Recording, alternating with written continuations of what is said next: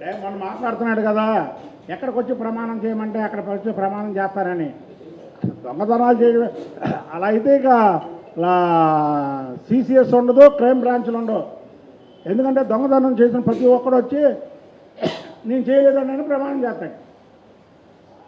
ప్రమాణం చేయడం ఏంటి అర్థం కావట్లేదు. ప్రమాణం చేయడం ఏంటి చెప్పాను కదా. జోగి రమేష్ మీ నాయకుడి భార్యని భార్యాభర్తలు ఇద్దరిని వెళ్ళి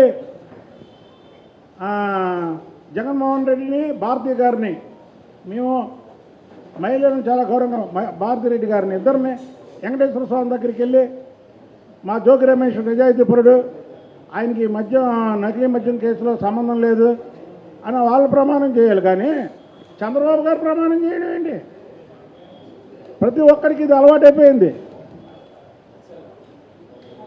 కల్తీ మద్యం ముమ్మాటికి వైసీపీ ప్రభుత్వం నుంచి జరుగుతున్నది. వాళ్ళని కోవట్లుగా తెలుగుదేశం పార్టీలో చేర్చడం, ఇవాళ ఈ రాష్ట్ర అభివృద్ధి కార్యక్రమంలో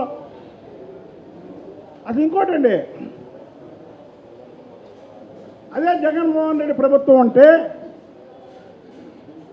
ఈ కల్తీ మద్యం జరుగుతుంటే పట్టుకుండేవాళ్ళ పోలీసులు ఛాలెంజ్ చేస్తున్నారు, రమ్మనండి ఎవరినన్నా. ఒక నిజాయితీ గల ఆఫీసర్ని, ఒక నిజాయితీ గల గవర్నమెంట్ ఈ మద్యం దాంట్లో ఉన్నటువంటి ఆఫీసర్లని పెట్టి విలేకరుల సమక్షంలో అడుగుదాం మనం. ఏమని? ఈ తెలుగుదేశం ప్రభుత్వం ఉంది కాబట్టి నకిలీ మద్యాన్ని పట్టుకున్నారు.